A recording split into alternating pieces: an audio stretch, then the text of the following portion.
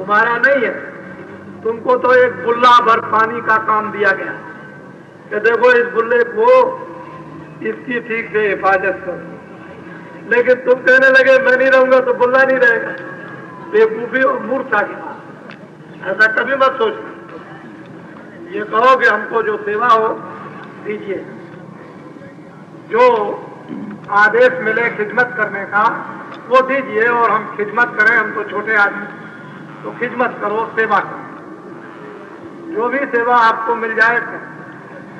लेकिन ये कहो कि मैं नहीं रहूंगा, कुछ नहीं। तुमने देखा अच्छी तरह से पहले लोग कहते थे मैं नहीं रहूंगा तो राज कौन चलाएगा, चले गए। फिर लोग कहते थे मैं नहीं रहूंगा तो कौन चलाएगा, वो भी चले गए। फिर कहते थे मैं नहीं रहूंगा, कौन चलाएगा, वो भी चले गए। अगर सही बात बता दी जाए कि एक बकरी और गधा को भी कुर्सी पे बैठा दिया जाए तो उससे भी राज चलेगा, बराबर चलता रहेगा। एक पत्थर की मूर्ति बना करके रख दी जाए कुर्सी पर, तब भी राजकाज चलता रहेगा। पत्थर भी राजकाज चला सकता है। तो तुम क्यों अहंकार करते हो कि हम नहीं रहेंगे तो नहीं चलेगा? ये सब बनावट करो, वैसा का काम मत करो। तुम वीर और बहादुरों का, तेजस्वी और धर्मात्माओं का काम करो, वैसा का काम मत करो। वैसा का काम करोगे तो समझ लो। बोलो जय गुरुदेव। अरे भाई बात समझ में आई है कि देवता 33 करोड़ प्रसन्न हो गए, बात समझे? उन्होंने कहा कि सतयुग आएगा, बात समझ में आई? कलयुग में सतयुग आएगा, उन्होंने कहा आप रिश्तेदार के रिश्तेदार और इस रिश्तेदार के उस रिश्तेदार को जल्दी जल्दी बता दो कि कलयुग में सतयुग आएगा, इसको याद कर लो और अपने अपने दरवाजे पर जल्दी जल्दी लिखो कि कलयुग में सतयुग आएगा। 1 बीघा खेत में 100 मन गेहूं लाएगा। किसानों के खेतों में अनाज सब्जी फल इतना पैदा होगा घर में रखने की जगह नहीं रहेगी। बात समझ में आई? इतना नहीं लिख सकते हो? अरे इतना भगवान का सूचक चिन्ह है, अपने घरों पर नहीं लिख सकते हो कि सतयुग आएगा? बाकी तुम क्या करोगे? किसी की सेवा कुछ नहीं करोगे। रिश्तेदार को बता दो कि कलयुग में सतयुग आएगा, उसकी सब लोग तैयारी करो। क्या करो कि मांस मछली अंडा और शराब साड़ी छोड़ दो और कत्ल और चोरी चमारी छोड़ दो। देवताओं ने कहा है कि इनको ये बता दो कि ये बुरी चीजें छोड़ दें, और जब ये न छोड़े तो मुझे बता दो। तो अभी तो खुदा का डंडा बजा नहीं है, अभी डंडा तो आगे कब बजेगा? जब आप बुरी चीजें छोड़ोगे नहीं और आपका संदेशा उनको दे दिया जाएगा कि इन्होंने बुरी चीजें नहीं छोड़ी, आप जानो ये जाने, तब फिर खुदा का डंडा बजेगा। ऐसा जोर का डंडा बजेगा कि एक ही डंडे में जब जमीन पर गिरोगे तो नाक आंख सब टूट जाएगी, कमर हड्डी हाथ पैर सब टूट जाएंगे। 1 मिनट नहीं 1 सेकंड के अंदर बाबा जी की सब बातें आपको याद आ जाएंगी। बोलो जय गुरुदेव। बात आपकी समझ में आई है कि काशी जी से 2 बरस के लिए विश्वनाथ शंकर जी भक्तों के साथ जंगलों में 2 बरस के लिए रवाना हो गए। मालूम आप? क्या कोई मैं मजाक कर रहा हूं? वो धर्म को जगाने के लिए जंगलों में चले गए भक्तों के साथ। अब वो काशी विश्वनाथ जंगलों में जाकर के फिर वहां से आपको परिचय देंगे। बात समझ में आई? काशी में अब नहीं है, 2 वर्षों तक काशी में जाओगे, वहां विश्वनाथ बम्बोले शंकर जी नहीं है, उनका स्थान तो जरूर खाली पड़ा होगा। वहां जाओ कल जाओ, ये आपकी मर्जी की बात, लेकिन वहां है नहीं। बात समझ में आई? कलयुग में सतयुग आएगा, आपको मालूम हुआ कि 11 दिन तक वो उसमें सम्मिलित रहे थे, लेकिन आपको विश्वास नहीं था। 2 करोड़ नर नारियों से ऊपर थे।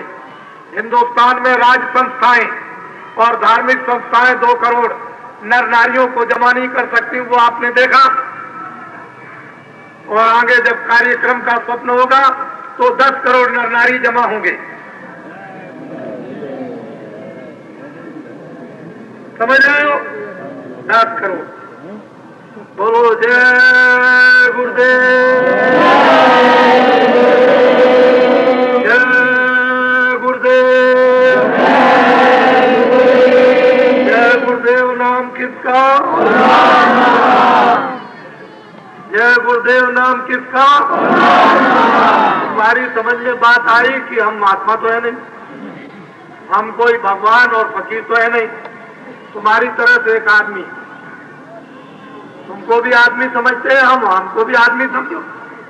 बात तो समझ में आई? बोलो जय गुरुदेव। क्या शरीर है? क्या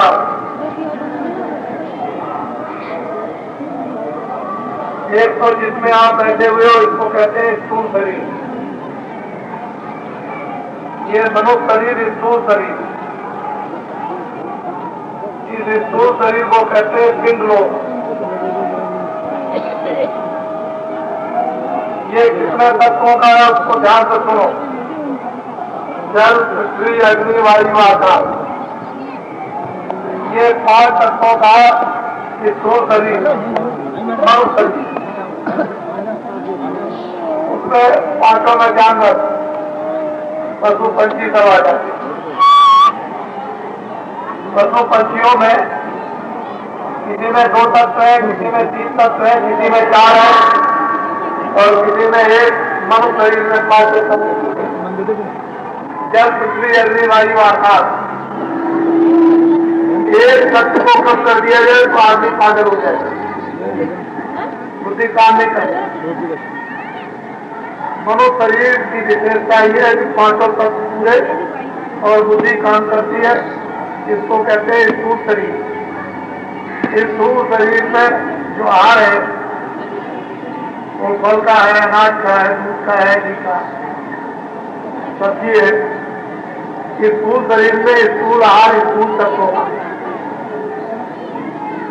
इसके बाद में लिंग शरीर, या आंखों की हद तक ये स्थूल शरीर, और इसके ऊपर जब चलेंगे तो लिंग शरीर, वो है 17 तत्वों का। 10 इंद्रियां और 4 अंतःकरण, मन, बुद्धि और चित्त, और 3 गुण, रजोगुण, तमोगुण, सतोगुण। 10 और 4 14 और 3 17। 10 इंद्रियां, 4 मन, बुद्धि, चित्त, अहंकार और रजोगुण, तमोगुण, सतोगुण, 17 तत्वों का लिंग शरीर। लिंग शरीर में जो आहार है वो सुगंधी का, वहां भोजन नहीं, वहां दूध नहीं, घी नहीं, अनाज नहीं, फल नहीं, कोई चीज नहीं, सिर्फ सुगंधी का आहार, खुशबू। बस वहां के जो लोग हैं, वहां की जो जीवात्माएं हैं, वो खुशबू सूंघ करके जीवित रहती है। और लिंग शरीर स्वर्ग लोक में, वैकुंठ लोक में। इसके परे सूक्ष्म शरीर, वो है 9 तत्वों का। मन, बुद्धि, चित्त और अहंकार, 9 तत्वों का।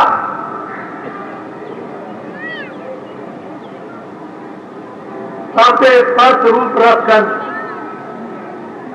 ये 9 तत्वों का सूक्ष्म शरीर। और स्वर्ग और वैकुंठ के परे जो ईश्वर का धाम है, जो सहजल कमल, उसमें जो भोजन होता है वो प्रकाश का, रोशनी, जिसको लाइट कहते हैं। उसी को देख करके वहां की जीवात्माएं जीवित रहती है। वहां सुगंधी नहीं, रोशनी देता है। स्वर्गलोक के भोग नहीं है, मृत्यलोक के भोग नहीं, वहां सिर्फ लाइट प्रकाश देकर के जीवित रहते। और इसके ऊपर सहस्र कमल से ऊपर कारण लोग,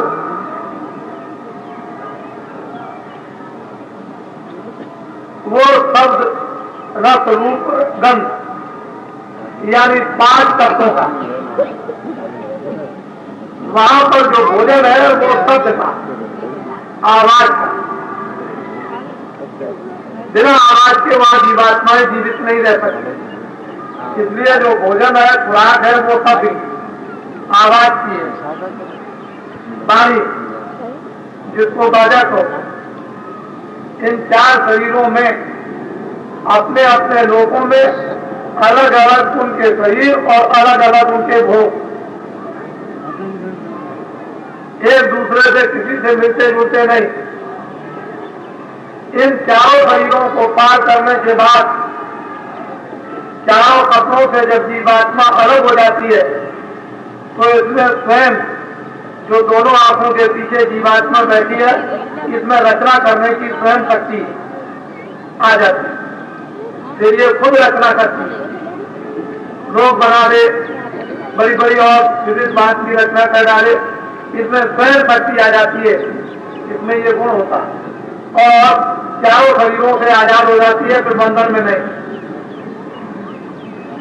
फिर उसको स्थूल कर्म, लिंग कर्म, सूक्ष्म कर्म और कारण कर्म नहीं बांध सकते। वो इन 4 शरीरों से अलग हो गई, निर्बंधन हो गई। तो हम लोगों को ये मालूम नहीं है कि स्थूल शरीर में क्या आहार है, लिंग शरीर में कौन सा आहार, और सूक्ष्म शरीर में क्या आहार, कारण शरीर में, ये नहीं मालूम। कहां से कहां तक स्थूल शरीर है, कहां से कहां तक लिंग शरीर है, कहां से कहां तक सूक्ष्म शरीर है, और कहां से कहां तक कारण शरीर है, इसके परे क्या रुकावट है, तो ये हमको इस बात का ज्ञान नहीं। लेकिन जो साधक साधना करते हैं, जो ऊपर जाते हैं, उनको सब कुछ वो ज्ञान होता जाता है, उनको सब मालूम होता है। जो जो आहार करते हैं, जिस लोक में, जिस शरीर में जाकर वो बताते हैं कि यहाँ सुगंधी का आहार, यहाँ पर प्रकाश का आहार, यहाँ शब्द का आहार है, वो सब बताया करते हैं। और यहाँ किसका आहार है? वो चीजों जो रोज आप कढ़ाई में बना के खाते हैं, इन चीजों का आहार है। इससे ये शरीर रहेगा, सुगंधी से लिंग शरीर जीवित रहेगा, प्रकाश से जो है वो सूक्ष्म शरीर जीवित रहेगा, और कारण शरीर में सब, इससे परे कोई जीवात्मा का शरीर नहीं। तो कारण आ जाती है। तो आप थोड़ा सा ध्यान देकर सत्संग को आप सुनिए। ये गोपनीय सत्संग है, लोगों को ये सुनने को मिलता नहीं, और लोग जानते भी नहीं। चरण गुरु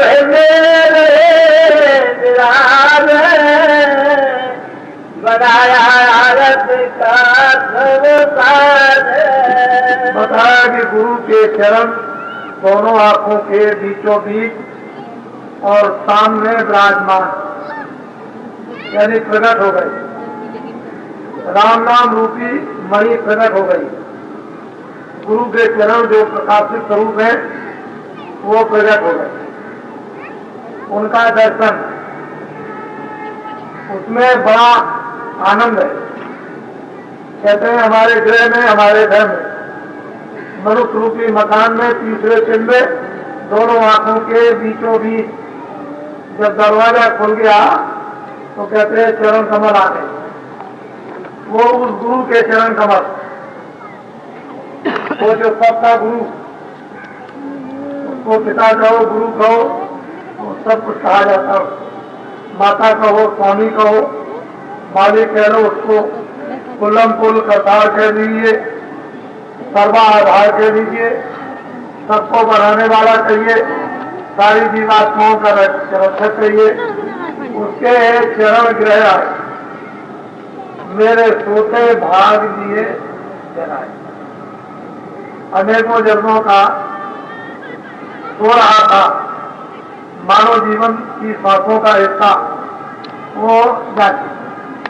और ठीक ठीक सांसें अब काम में आने लगी, नहीं तो सोने खाने में व्यर्थ में चली जाती। कभी नाक से निकली, कभी मुंह से निकली। मुंह खुल गया तो मुंह से चलने लगी, नाक खुल गई तो नाक से चलने लगी। ये जो दोनों धोपनी है हवा निकलने की, आने जाने की, और इसमें गिनती की श्वासें हैं। जब ये गिनती की श्वासें खत्म हो जाएंगी तो ना इधर से निकलेगी ना इधर से, और ना इधर से जाएगी ना इधर से जाएगी। खत्म। जब धोपनी की श्वास खत्म हो जाती है तो वो धोपनी भी नहीं चलती। ये धोपनी भरने वाला धोपनी भरता है तब भट्टी जलाई जाती है। ऐसे ये भट्टी है श्वासों की, इसमें धोपनी वो अब काम में आने लगी, होता जाएगा, होता हुआ भाग जाता।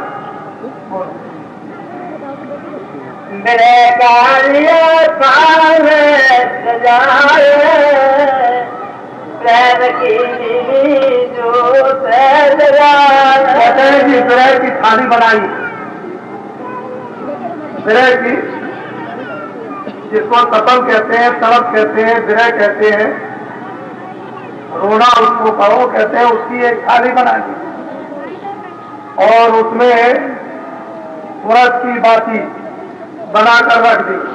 अब तो ये जब जलेगी तभी काम बनेगा, इसके पहले काम नहीं बन सकता। तो इसको थाली बनाना। ये जीवात्मा दोनों आंखों के पीछे बैठी है। ये चतुर्संताकरण मन बुद्ध चित्त अहंकार।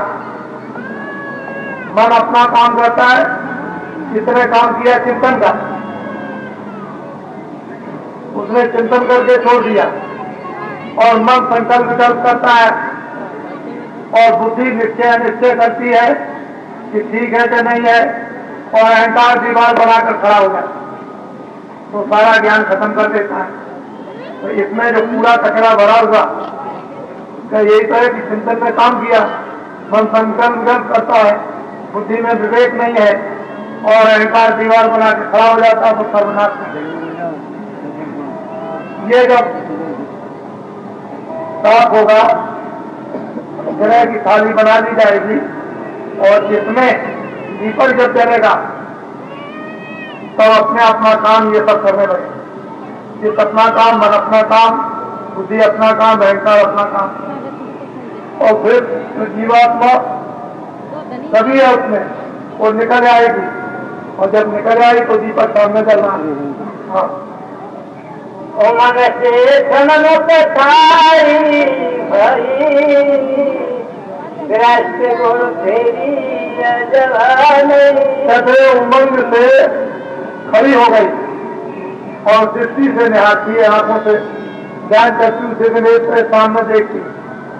इसीलिए साधकों को ये चाहिए कि बाहर की आंखें तो हिले नहीं, अंदर की आंख से सामने एक जगह देखो, और जब विरह होती है तो मन इधर उधर और चित्त कहीं नहीं जाता, दृष्टि के साथ लग जाता और दृष्टि खड़ी हो जाती और बाहर की दोनों आंखें हिलती नहीं तो दीपक जल जाता। फिर जला दिया दीपक, और जब तक ये विरह नहीं होती है तो दीपक जलता नहीं, दृष्टि एकाग्र नहीं होती है, कैसे काम होगा? जागना जट में हुआ यार, हो तो ये दोनों आंखें मेरे सामने चांदना, जहाँ चांदना होगा और आदमी चली जाए, उजाला हो गया, दिखाई देने लगा, चांदना हो गया, चंद्रमा निकल आया, प्रकाश हो गया, उसमें बड़ा शीतल ठंडा था। लेकिन इस चांदना को प्रगट करने के लिए पहले जो जो उपाय महात्माओं ने बताए उनको धीरे से करना चाहिए। हम लोग उन उपायों को करते नहीं है, घट में चांदना खुलता नहीं, अंधेरा दूर होता नहीं है, तो क्या घंटा बाजे और फिर क्या सुनाई देगा?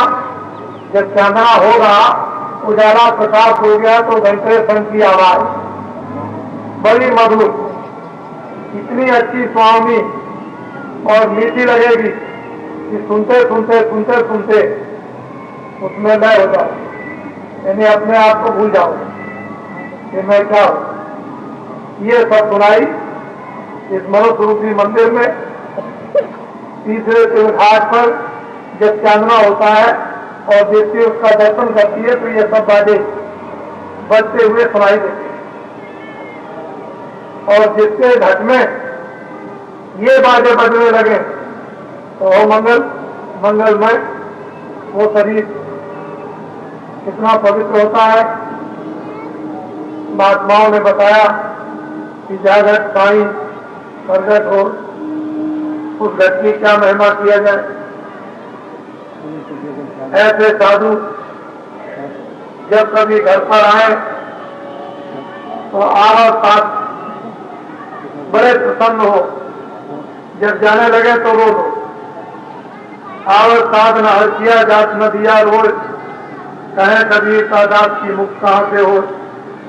साधु आवाज देखकर मन में डरे मरो, गुस्सा आता है, मन जो है नाराज होता है तो मन में डरे मरोड़ तो होती चूरा बसे गांव के छोर। उस गांव के भंगी हो गए और किनारे पर बसाए जाओगे। गांव में बैठ सकते हो सबके साथ, तो साजन भोजन पीसों दीजिए साथ बुलाए। कहते हैं कि उनकी सेवा बड़े प्रेम के साथ में साजन भोजन जो कुछ एक उचित शक्ति हो, रूखा सूखा फल फूल उनकी सेवा करो तो जीवत जप है, जप में हम परम पद पाए।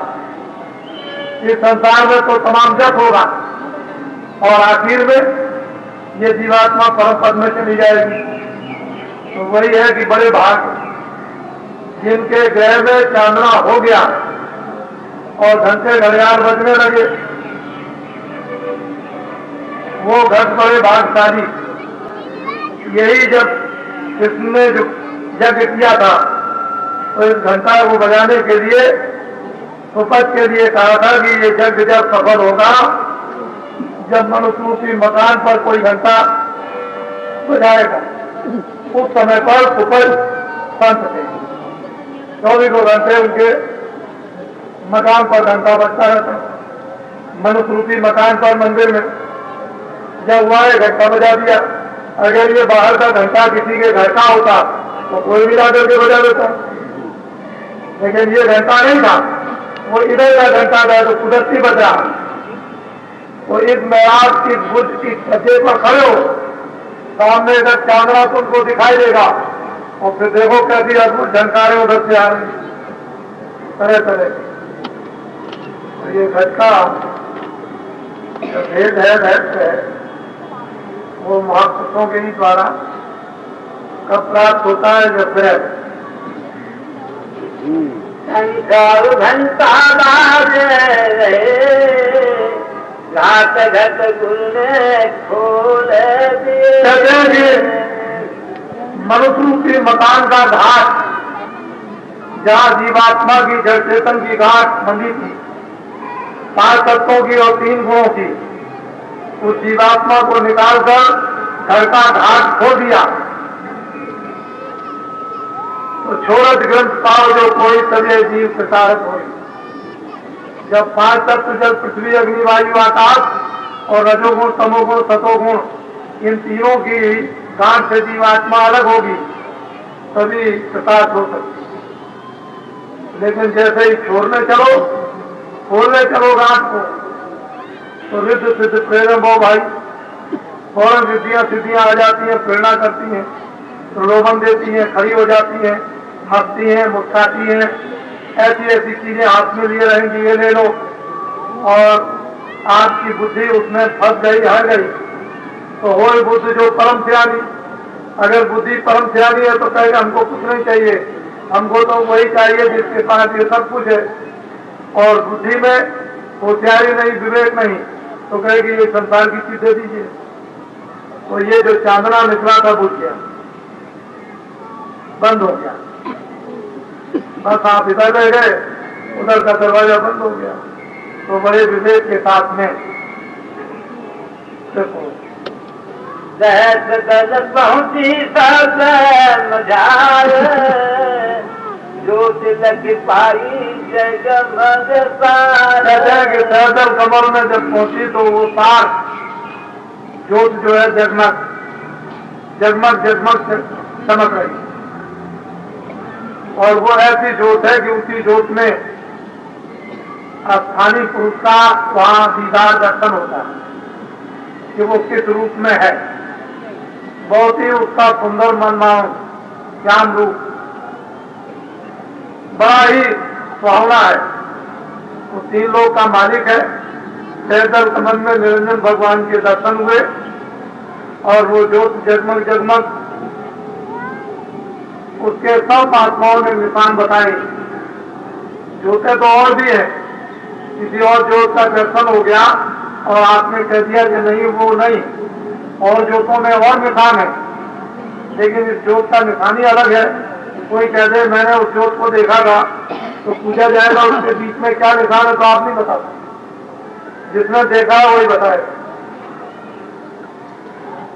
वो ज्योत जलती है सहजल कमल में, और वहां 3 लोक के मालिक का दर्शन होता है। सारा पसारा नीचे का जो कुछ भी उससे हुआ है वो सब ज्यों का ज्यों दिखाई देता है। देखती लीला हुई अब बंकनाल के पार। वहां बहुत से बड़ी लीलाएं अद्भुत अद्भुत देखने को मिलती है। तरह तरह की लीला जो कहने में नहीं आ सकती है, ऐसी चीजें यहाँ नहीं। ये तो सब चीजें मिट्टी की बनी हुई हैं, लेकिन वहां पर मिट्टी का कोई बालुका का कोई भी सामान बना हुआ नहीं। हर चीज में से किस तरह की चमक आती है, किस तरह की रोशनी होती है, प्रकाश होता है कि उसने ये किस खूबसूरती से, किस कारीगरी से, किस मशीन से ये चीजें बनाई। वहां का कारखाना सब का सब देखने पर ही मालूम होता है, लेकिन वहां का नक्शा नमूना यहाँ किसी कागज पर नहीं उतारा जा सकता, उसके इशारे किए जाते हैं। और यहाँ वो चीजें है ही नहीं जिसका प्रमाण देकर के ये समझाया जाए कि ऐसा है, ये तो मिट्टी की चीजें हैं, तो मिट्टी की चीजों से उसकी क्या तुलना। गुरु ने किया मुझसे प्यार बजाई नौबत कहते हैं कि जब वो बंगला टेढ़े रास्ते से ऊपर जब चढ़ी तो बड़े बड़े पर्वत, ऐसे ऐसे विशाल पर्वत हैं कि सारा संसार उसका एक छोटा सा टुकड़ा। ऐसे बड़े बड़े पर्वत विशाल, और किस चीज से बने हुए? सोने के। सोने के विशाल विशाल पर्वत चमकते हैं। साधकों को ये इच्छा होती है कि इसमें तो थोड़ा सोना ले चले, लेकिन यहाँ वो नहीं आएगा। उस सोने की यहाँ कोई कीमत भी नहीं है दे सकता। तो बड़े बड़े विशाल वहां पर पर्वत नजर आते हैं। उन पर्वतों पर विविध भाग की लीलाएं, खेल तमाशा हर क्षण पर होते रहते हैं, और वहां नौबत हमेशा सबसे ऊंचे मुकाम से बढ़ती रहती है। बराबर आपने देखा होगा, कभी तीर्थों में गए होंगे तो दरवाजे के ऊपर में बैठ करके लोग नौबत बजाते हैं। वो नौबत किसकी बजती है? खुदियानी की। बजाते रहते हैं इस तरह से नौबत। तो ऐसे ही वो नौबत ऊंचे स्थान पर बज रही, और कितनी अच्छी है। उसको बाड़ी कहो, बाजा कहो, जो आपकी इच्छा हो, लेकिन वो ऐसा बज रहा है कि कितना उसके सुनने से और देखने से आनंद और खुशी प्राप्त होती है। ये महात्माओं ने जिस आनंद को, खुशी को बताया, ये तो ऐसे ही साधारण रूप से कह दिया था। मान कर आई सके बोलार हंस का देखे रूप हो गया। उन मुकामों पर बिना गुरु के कोई जा नहीं सकता। कभी आगे गुरु, कभी पीछे गुरु, कभी दाएं गुरु, कभी बाएं गुरु।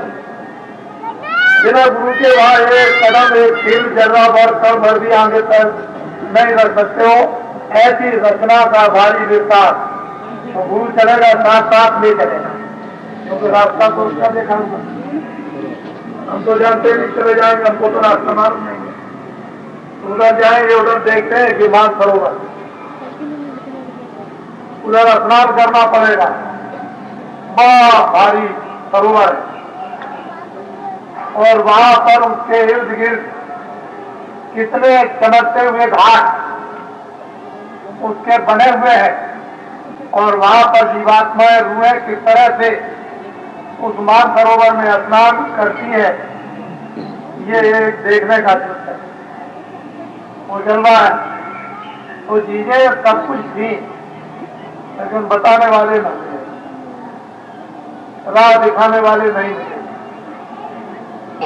हमको अपना बना लेते, ऐसे मिलते जो वहां तक हमको ले चलते, आगे पीछे और पहुंचा देते।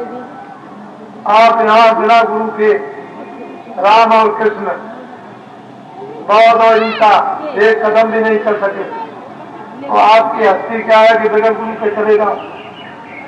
राम को भी गुरु करना पड़ा, कृष्ण को भी, और जितने भी आए लोग सबको गुरु करना पड़ा, जितने महात्मा आए सबको गुरु करना पड़ा। और आप कहते हो हमको गुरु की क्या जरूरत है? गुरु कोई हड्डी नहीं है, गुरु एक ताकत है, एक ज्ञान है, एक शक्ति है, एक प्रेम है, एक आनंद है। तो गुरु कहते हैं जो अज्ञान रूपी अंधकार को हटा करके जीवात्माओं को ज्ञान रूपी उस प्रकार आनंद को प्रदान करे, उसका नाम गुरु। तो गुरु आप समझते नहीं हो, वो आप समझ लेते हो गुरु को यहाँ एक हार मास का। गुरु वो परम शक्ति है, उसके बिना कोई काम नहीं। अब लोग कलयुग में कहते हैं गुरु करने की क्या जरूरत, हमको गुरु। देवियों से कहते हैं कि तुम हमको गुरु मानो, ये ठीक है, मैं ये नहीं कहता। लेकिन सतयुग में, त्रेता में, द्वापर में आपको आदेश मिला था कि प्रति उम्र का एक हिस्सा भगवान की आराधना में लगाते हैं, तुम लोग इनकी सेवा करना, और इनके तपोबल से तुम्हारी आत्माओं का कल्याण हो जाएगा। अब मैं आपसे पूछता हूँ, इस समय भगवान की आराधना में आत्म कल्याण के लिए आप कितनी तपस्या करते हैं? तो कलयुग में नियम बदल गया, स्त्री को भी भजन करना, पुरुष को भी भजन करना। जो स्त्री कमाएगी उसके पास रहेगा, पुरुष कमाएगा उसके पास रहेगा, स्त्री का पुरुष को नहीं, पुरुष का स्त्री को नहीं, अपना किया हुआ काम देगा। ये कानून कलयुग में बदल गया, इसलिए दोनों के दोनों भगवान का भजन करो। बाकी बाहर की शारीरिक सेवा है वो शारीरिक सेवा करो, जहाँ आत्म सेवा है वहाँ आत्म सेवा करो, जहाँ शरीर का संबंध है वहाँ शरीर का संबंध रखो, जहाँ आत्मा का संबंध है भगवान के साथ जोड़ दो। तो ये काम दोनों को करना।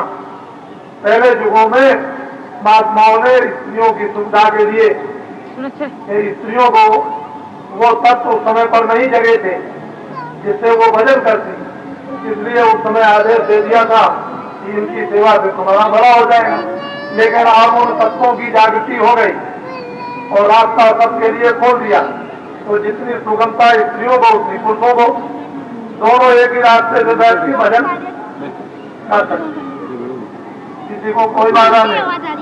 मीरा ने किया उसने पाया, सहजबाई ने किया उसने पाया, तुलसीदास ने किया उन्होंने पाया, धर्मदास ने किया उन्होंने पाया, और भी देवियों ने किया उन्होंने पा लिया। तो सबको अब समान अधिकार भगवान की तरफ जाने और भजन करने का मिल गया।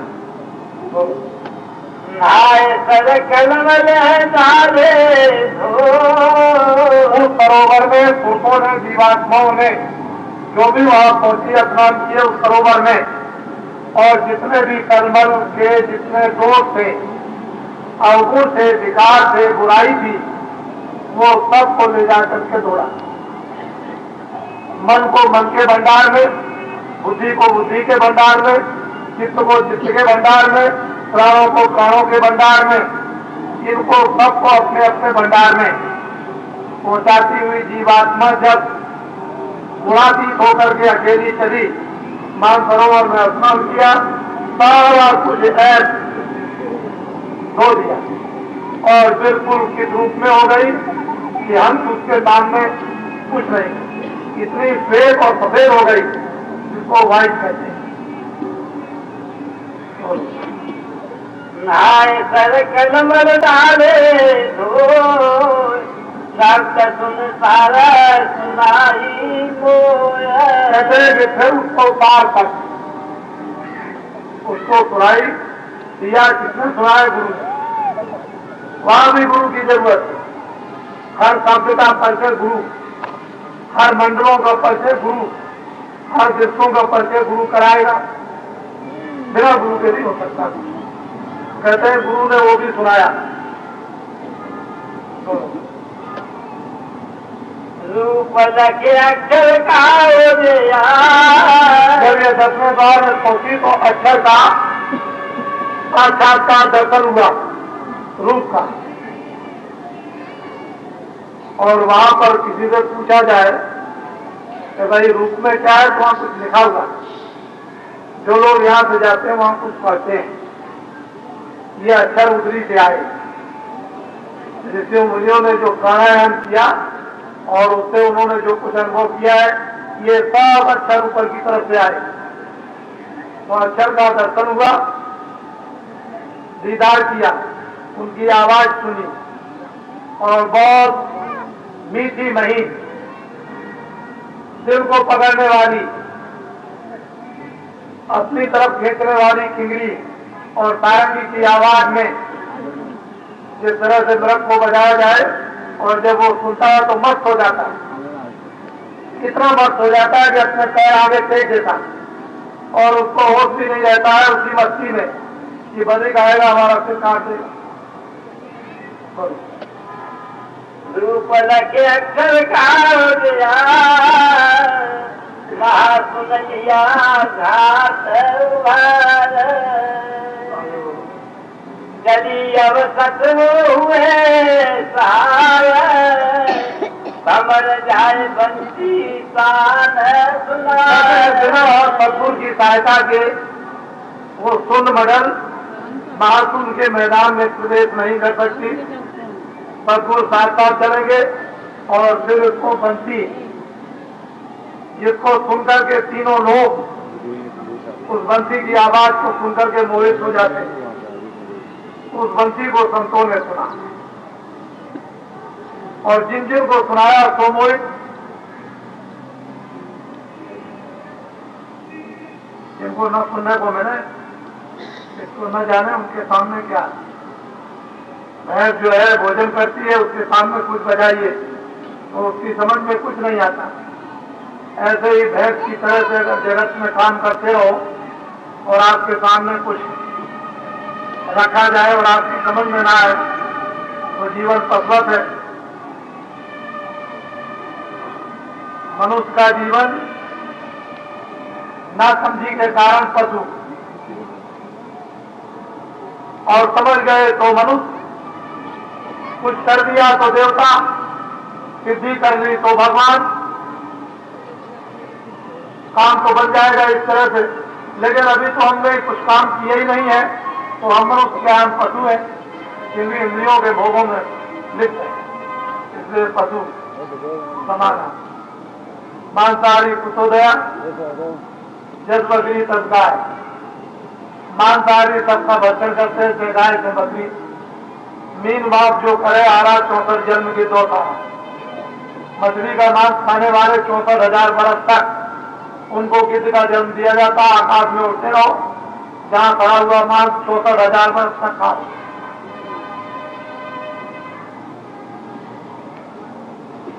ये है उनका जो कल दिखाया था फैसला।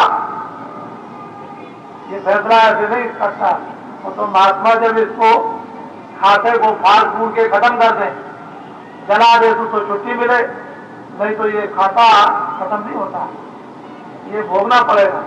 तो मांसाहारी पर बचे, सब जानवरों का उसने खा लिया, किसी का भी मांस हो, आदमी हो, गाय हो, बकरी हो, सुअर हो, घोड़ा हो, कोई हो, और हमारा भोजन, हम खेत के पानी पीते थे तो भोजन हमारा ये नहीं था। जो जिभ्या से चाटते हैं अज्ञानी जीव, जो पशु पंछी या जानवर हैं, वो जो खेत के पानी नहीं पीते हैं वो तो मांस खाते हैं, लेकिन उनमें से जो खेत के पानी पीते हैं वो भी नहीं खाते। तो हम मनुष्यों के अंदर उन जानवर और पंछियों की जितनी भी बुद्धि नहीं रही। वो तो समझ लेते हैं कि ये मांस है, इसको नहीं खाना, लेकिन मनुष्य तुझको पूरी बुद्धि दी और फिर भी तू नहीं समझता, उसको मांस खाता। बोलो। अमर पुर पहुंची बीना धावे, हंस जाते द्वार। कहते हैं कि जब ये अमरपुर के दरवाजे पर नाके पर पहुंची तो वो सब के सब पहरेदार बैठे हुए पूछते हैं कि इधर कैसे कहाँ जा रहे हैं। तो उन्होंने कहा कि मुझे इधर जाना है। तुमको यहाँ कौन गया? कह लगे ये है उनका पास। देखा उस पर मोहर छाप लगी है संतों की कि रास्ते में कोई नहीं रोक सकता है, सब रास्ता देते चले जाएंगे। तो अमरपुर के दरवाजे पर नाके पर पहुंची और हंसों ने पूछताछ की और जब पास देख लिया और कह दिया चले जाओ। उन्होंने भी उसको मदद दे दी कि जाओ अंदर जाकर अमरपुर में सच्चे बादशाह प्रीतम का दर्शन करो। और ये फिर उस अमरपुर यानी सत्यलोक में दाखिल हो जाती, सब उसके दर्शन करती। उसका रूप, लंबाई चौड़ाई, उसका प्रकाश कितना बड़ा है ये कोई वर्णन नहीं कर सकता। और कितनी रूहें जीवात्मा उसके इर्द गिर्द नाचती रहती है। वो उसके इर्द गिर्द कितने बड़े बड़े मंडल हैं, कितने बड़े बड़े ब्रह्मांड हैं, जिनकी हजारों वर्षों तक वहां सेनाइज करते रहो तब भी पता नहीं चलेगा। इतनी दूर और दराज से उस पुरुष की आरती होती रहती है 24 घंटे। खेल तमाशे जो होते हैं, यहाँ तो तुम घंटे 2 घंटे में उग जाओगे, वहां करोड़ों वर्षों में भी नहीं उग सकते हो। रात और दिन कभी सोते ही नहीं, वही खेल तमाशा करते और देखते रहते हो। ये अमरपुर सच्चे बादशाह और अपने घर का थे, बिना हर सद्गुरु की कृपा मदद के उधर नहीं जा सकते, कोई आपको ले नहीं जाएगा। महात्माओं ने जो सहारा पकड़ा दिया है, धीरे से जीवों को उसी सहारे से लगाना चाहिए और धीरे धीरे दीवार पकड़ लो, धीरे धीरे चले आओ, दरवाजा मिल जाएगा। लेकिन धीरे धीरे आओगे और दरवाजे के पास आए, खुजली आ गई, हाथ को हटा दिया, खुजाने लगे, 2 कदम आगे बढ़ गए तो दरवाजा छूट गया। फिर घूम करके उतना ही चक्कर मारना, कहोगे हमको दरवाजा नहीं मिलता। दरवाजा उस किले के चारों तरफ है, लेकिन जब पास पहुंचे तो खुजली आ गई। ऐसे ही संसार के भोगों की जब खुजली आ जाती तो दरवाजा छूट जाता।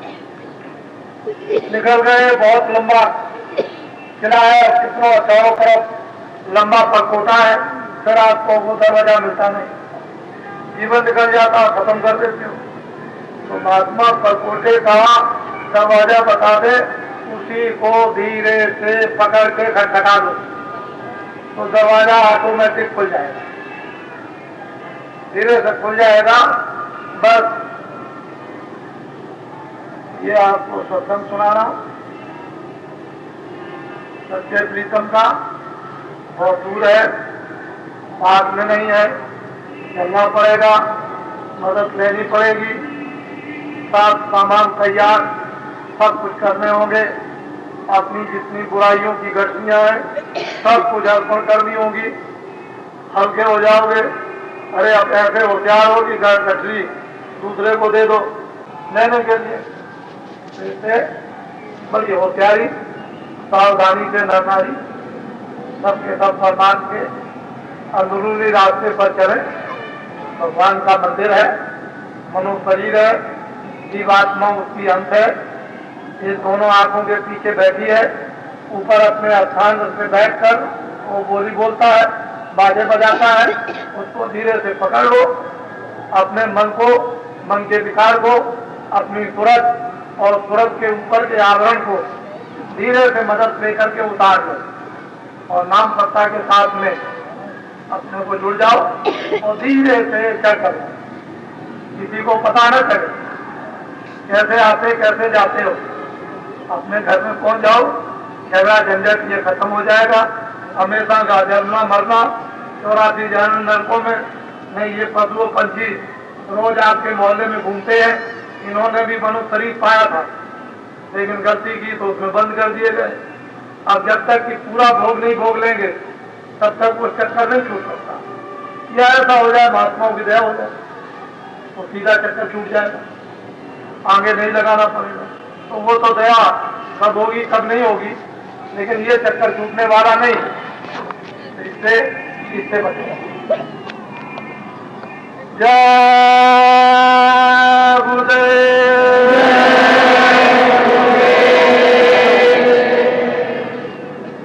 अच्छा ठहर जाओ, कोई शादी है? कोई शादी तो नहीं है? अरे किसी को शादी तो नहीं कराना है, कोई तैयार होकर के आए हो तो अभी ले आओ।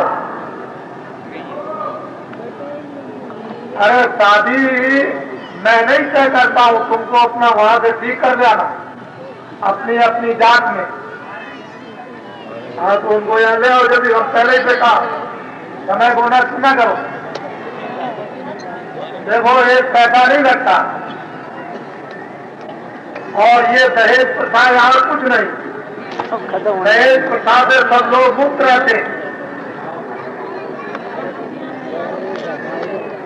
लेकिन लोग इसको समझते नहीं है। ये इतने बैठे बराती और घराती